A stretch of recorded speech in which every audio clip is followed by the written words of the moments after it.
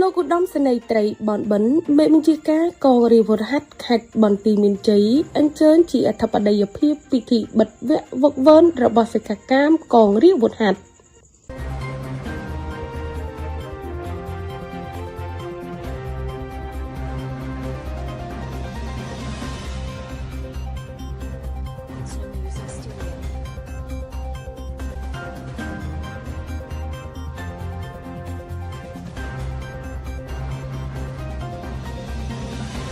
នៅព្រឹកថ្ងៃអង្គារទី3ខែមិថុនាឆ្នាំ